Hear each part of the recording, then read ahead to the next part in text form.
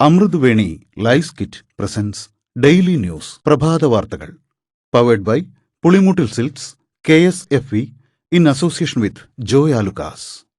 ഇത്തവണ ഫസ്റ്റ് അടിക്കില്ലേ നമ്മള്?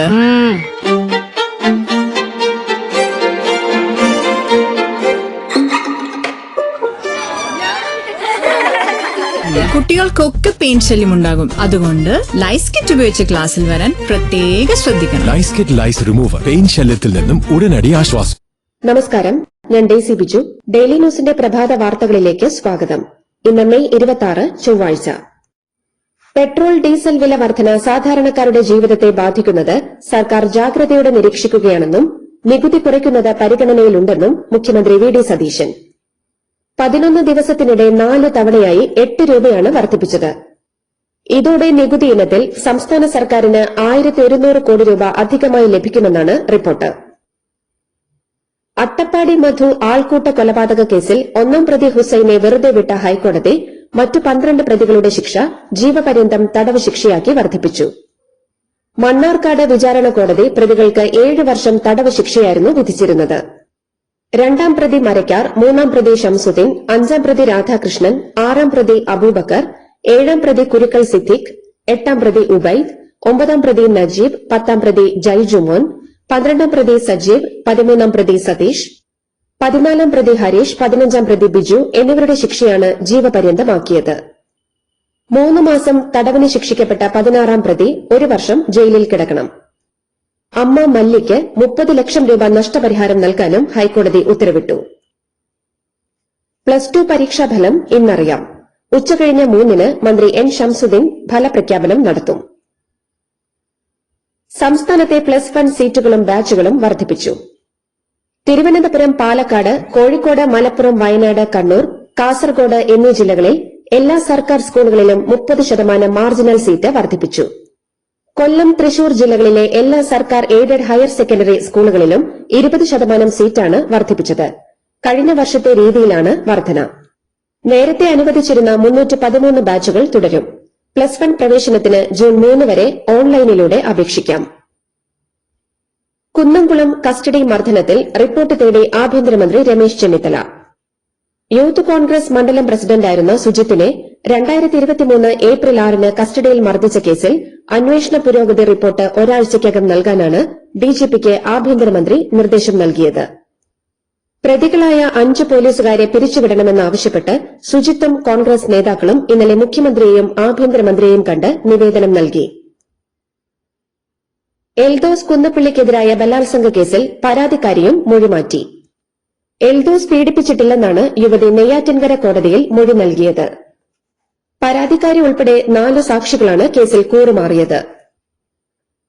മട്ടന്നൂർ ഷുഹൈബ് വധക്കേസിലെ മുഴുവൻ പ്രതികളെയും റിമാൻഡ് ചെയ്യാൻ തലശ്ശേരി അഡീഷണൽ സെഷൻസ് കോടതി ഉത്തരവിട്ടു.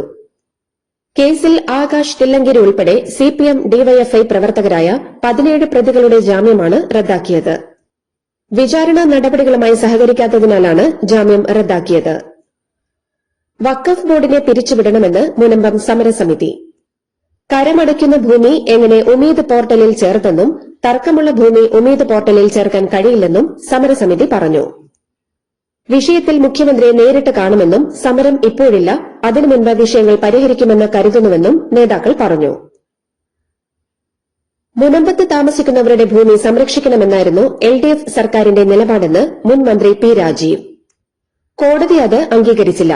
CN രാമചന്ദ്രൻ കമ്മീഷന്റെ നിർദ്ദേശങ്ങൾ പഠിച്ച് തീരുമാനമെടുക്കണമെന്നും രാജീവ് പറഞ്ഞു.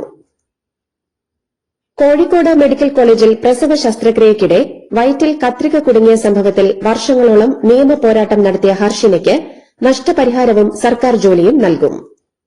ചികിത്സാ പിഴവിന് ഇരയായ ഹർഷിന മുഖ്യമന്ത്രി വി ഡി സതീശനെയും ആരോഗ്യമന്ത്രി കെ മുരളീധരനെയും കണ്ട് നടത്തിയ ചർച്ചയ്ക്കൊടുവിലാണ് തീരുമാനം.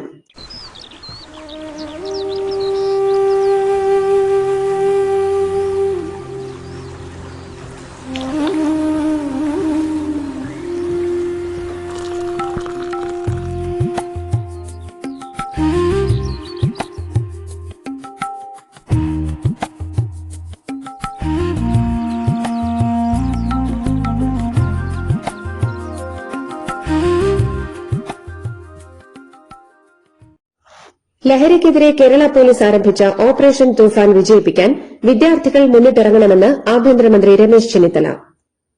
സ്റ്റുഡന്റ് പോലീസ് കേഡറ്റുകൾ ലഹരിവിരുദ്ധ പ്രവർത്തനങ്ങളുടെ ബ്രാൻഡ് അംബാസിഡർമാരാകണമെന്നും അദ്ദേഹം പറഞ്ഞു.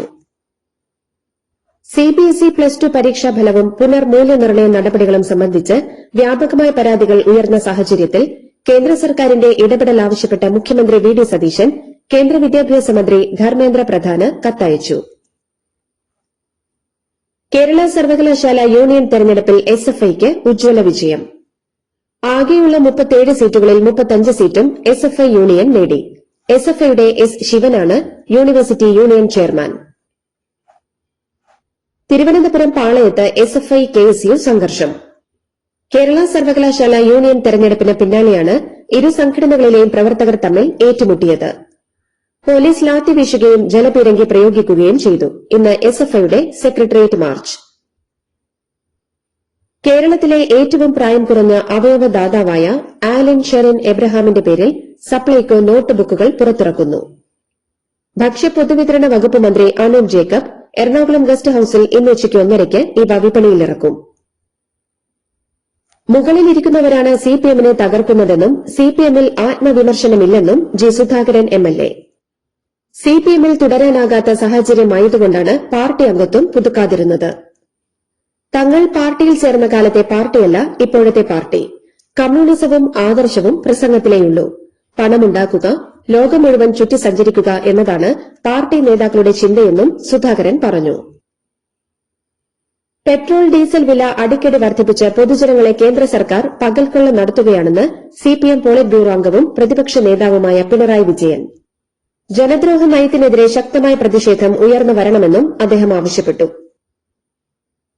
ആർച്ചിലിൽ പോലീസുകാരന്റെ വീട്ടുമുറ്റത്തിരുന്ന ബൈക്ക് കത്തിച്ച സംഭവത്തിൽ 2 യുവതികൾ അറസ്റ്റിൽ. ശൂരനാട് സ്വദേശിനി ആരതി രാജ്, സുഹൃത്ത് ഇടുക്കി കൽത്തൊട്ടി സ്വദേശിനി ഗായത്രി മോഹനൻ എന്നിവരെയാണ് അഞ്ചൽ പോലീസ് അറസ്റ്റ് ചെയ്തത്. ആറന്മുള പോലീസ് സ്റ്റേഷനിലെ സിവിൽ പോലീസ് ഓഫീസർ വിവേകിന്റെ വീട്ടുമുറ്റത്തിരുന്ന ബുള്ളറ്റ് ബൈക്കാണ് കത്തിച്ചത്. ആരതിയും വിവേകുമായുള്ള വിവാഹാലോചന മുടങ്ങിയതിന്റെ വൈരാഗ്യമാണ് കാരണം. കസ്റ്റഡിയിലിരിക്കെ എലിവിഷം കഴിച്ച് ജീവനൊടുക്കാൻ ശ്രമിച്ച ആരതിയെ മെഡിക്കൽ കോളേജ് ആശുപത്രിയിൽ പ്രവേശിപ്പിച്ചു. ആദ്യഘട്ട പത്മ പുരസ്കാരങ്ങൾ രാഷ്ട്രപതി ഭവനിൽ വിതരണം ചെയ്തു. പരിസ്ഥിതി പ്രവർത്തകയായ കൊല്ലക്കയിൽ ദേവകിയമ്മ രാഷ്ട്രപതി ദ്രൌപദി മുർമുവിൽ നിന്ന് പത്മശ്രീ ഏറ്റുവാങ്ങി. മമ്മൂട്ടി, വെള്ളാപ്പള്ളി ഉൾപ്പെടെയുള്ള കേരളത്തിൽ നിന്നുള്ള മറ്റ് ജേതാക്കൾക്ക് അടുത്ത ഘട്ടത്തിൽ പുരസ്കാരങ്ങൾ നൽകും. കേരളത്തിൽ ബിജെപിയുടെ മുന്നേറ്റത്തെ ചെറുത്തെന്ന് സിപിഎം കേന്ദ്ര കമ്മിറ്റി യോഗത്തിനു ശേഷം party general secretary MA. Baby. തമിഴ്നാട്ടിൽ ബിജെപി പൂർണ്ണമായി തകർന്നു. എന്നാൽ രാജ്യത്തെ മറ്റ് പല സംസ്ഥാനങ്ങളിലും ബിജെപി വലിയ ശക്തിയായി മാറി. കേരളത്തിലുണ്ടായ പരാജയം പാർട്ടിക്കേറ്റ കനത്ത തിരിച്ചടിയാണെന്ന് സമ്മതിച്ച അദ്ദേഹം പാർട്ടിയും മുന്നണിയും അതേക്കുറിച്ച് പരിശോധിക്കുന്നുണ്ടെന്നും പറഞ്ഞു.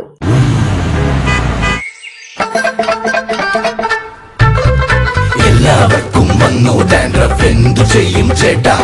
പേടിക്കണ്ട, ഇവിടുണ്ടല്ലോ ഡാൻഡ്രോഫിറ്റിൻ ഓയിൽ. ഉടനടി മാറും താരൻ, ഉപയോഗിക്കൂ വേഗം. അമൃത്വേനി ഡാൻഡ്രോക്വെറ്റ്, the ultimate dandruff solution. AIADMK വിമതപക്ഷത്തെ 3 എംഎൽഎമാർ രാജിവെച്ച് ടിവികെയിൽ ചേർന്നു.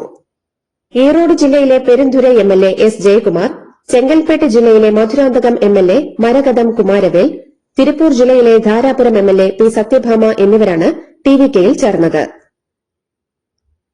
തമിഴ്നാട്ടിലെ കോയമ്പത്തൂരിൽ 10 വയസ്സുകാരിയെ ബലാത്സംഗം ചെയ്ത് കൊലപ്പെടുത്തിയ കേസ് വിശദീകരിക്കാൻ വിളിച്ച പത്രസമ്മേളനത്തിൽ കളിച്ചിരിയുമായി പോലീസ് ഓഫീസർമാർ. West zone IG R V. Ramya Bharathi, Coimbatore range DIG P Swaminathan, Coimbatore SP Allattippalli Pavankumar Reddy തുടങ്ങിയവരാണ് ഇങ്ങനെ പെരുമാറി വിവാദമായത്. ഇന്ത്യ ഉൾപ്പെടെ ലോകത്തിലെ 40 രാജ്യങ്ങളിൽ നിന്നുള്ള വിനോദസഞ്ചാരികൾക്ക് വിസ അടക്കം ഒരു ഫീസുമില്ലാതെ 30 ദിവസത്തേക്ക് ഇലക്ട്രോണിക് ട്രാവൽ ഓതറൈസേഷൻ വഴി ശ്രീലങ്ക സന്ദർശിക്കാം.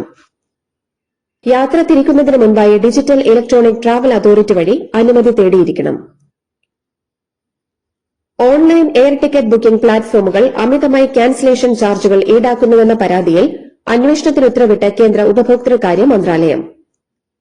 എയർലൈനുകൾ നിശ്ചയിച്ചതിലും കൂടുതൽ തുക ഈടാക്കുന്നത് 2019 ഉപഭോക്തൃ സംരക്ഷണ നിയമപ്രകാരം അന്യായമായ വ്യാപാര രീതിയാണോ എന്ന് പരിശോധിക്കും. ഒരു സോഷ്യൽ മീഡിയ പോസ്റ്റിനെ തുടർന്നാണ് ഈ നടപടി. യുദ്ധം കാരണം രാജ്യാന്തര വിപണിയിൽ ക്രൂഡ് ഓയിൽ വില ഉയർന്നതോടെ അളവ് കുറഞ്ഞിട്ടും ഏപ്രിലിൽ ഇന്ത്യയുടെ ഇറക്കുമതി ചെലവ് 52.3% വർദ്ധിച്ചു. ഖത്തറിൽ നിന്നുള്ള വിതരണം തടസ്സപ്പെട്ടത് പ്രകൃതിവാതക ഇറക്കുമതിയെയും സാരമായി ബാധിച്ചു. എന്നാൽ ഉൽപ്പന്നങ്ങൾക്ക് ഉയർന്ന വില ലഭിച്ചത് കയറ്റുമതി വരുമാനം വർദ്ധിക്കാൻ കാരണമായി. ഇറാനിൽ സ്ഫോടന ശബ്ദം കേട്ടതായി റിപ്പോർട്ട്. തന്ത്രപ്രധാനമായ ഹോർമൂസ് കടലിടുക്കിന് സമീപമുള്ള പ്രധാന തുറമുഖ നഗരമായ ബന്ദർ അബ്ബാസിലും സമീപ പ്രദേശങ്ങളിലും ചില സ്ഥലങ്ങളിൽ സ്ഫോടന ശബ്ദം കേട്ടതായി ഇറാനിലെ മാധ്യമങ്ങൾ റിപ്പോർട്ട് ചെയ്തു. ഹോർമൂസ് കടലിടുക്ക് വഴി സഞ്ചരിക്കുന്ന കപ്പലുകളിൽ നിന്ന് ഈടാക്കുന്നത് യാത്രാ നികുതി അല്ലെന്നും മറിച്ച് നാവിഗേഷൻ സേവനങ്ങൾക്കും പരിസ്ഥിതി സംരക്ഷണത്തിനുമുള്ള സേവന നിരക്കുകളാണെന്നും ഇറാൻ.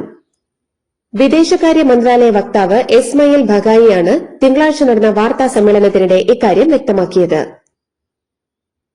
ഈ നൂറ്റാണ്ടിന്റെ അവസാനത്തോടെ അമേരിക്കയിലെ ന്യൂ ഓർലിയൻസ് നഗരം പൂർണ്ണമായും കടലെടുക്കുമെന്ന് പഠനം. സമുദ്രനിരപ്പ് ഉയർന്ന് ഇവിടെ ജനവാസം അസാധ്യമാവുമെന്നും നേച്ചർ സസ്റ്റൈനബിലിറ്റി ജേണൽ പ്രസിദ്ധീകരിച്ച പഠനം വിലയിരുത്തുന്നു.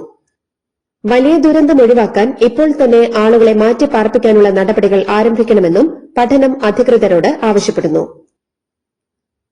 നിർമ്മിത ബുദ്ധിയുടെ നിയന്ത്രണം ചിലരുടെ മാത്രം കൈകളിൽ ഒതുങ്ങരുതെന്ന് ലയോ മാർപ്പാപ്പ. അദ്ദേഹം പുറത്തിറക്കിയ ആദ്യ ദൈവശാസ്ത്ര രേഖയിലൂടെയാണ് എഐയുമായി ബന്ധപ്പെട്ട നിർണായകമായ നിർദ്ദേശങ്ങൾ മുന്നോട്ടുവച്ചത്. ഐപിഎല്ലിൽ പ്ലേ ഓഫ് മത്സരങ്ങൾക്ക് ഹിമാചൽ പ്രദേശിലെ ധരംശാലയിൽ ഇന്ന് തുടക്കം. 1ാം സ്ഥാനക്കാരായ റോയൽ ചലഞ്ചേഴ്സ് ബാംഗ്ലൂർ 2ാം സ്ഥാനക്കാരായ ഗുജറാത്ത് ടൈറ്റൻസുമായി ഏറ്റുമുട്ടും. ഇന്നത്തെ മത്സരത്തിലെ വിജയി 31-ന് അഹമ്മദാബാദിലെ നരേന്ദ്രമോദി സ്റ്റേഡിയത്തിൽ നടക്കുന്ന ഫൈനലിന് യോഗ്യത നേടും. ഇന്നത്തെ മത്സരത്തിൽ പരാജയപ്പെടുന്നവർക്ക് ഫൈനലിലെത്താൻ ഒരവസരം കൂടി ലഭിക്കും. നാളെ നടക്കുന്ന സൺറൈസേഴ്സ് ഹൈദരാബാദും രാജസ്ഥാൻ റോയൽസുമായുള്ള മത്സരത്തിലെ വിജയികളെ 31-ന് നടക്കുന്ന മത്സരത്തിൽ തോൽപ്പിച്ചാലും ഇവർക്ക് ഫൈനലിൽ എത്താനാകും. കരിയറിലെ മറ്റൊരു വലിയ സുവർണ നേട്ടമായി മെസ്സിക്ക് ശതകോടീശ്വര പദവി. പോർച്ചുഗീസ് താരം ക്രിസ്ത്യാനോ റൊണാൾഡോയ്ക്ക് ശേഷം ബില്യണയർ പദവി കൈവരിക്കുന്ന ലോകത്തിലെ 2ാമത്തെ ഫുട്ബോൾ താരമാവുകയാണ് ഇന്റർ മയാമി ക്യാപ്റ്റൻ കൂടിയായ മെസ്സി.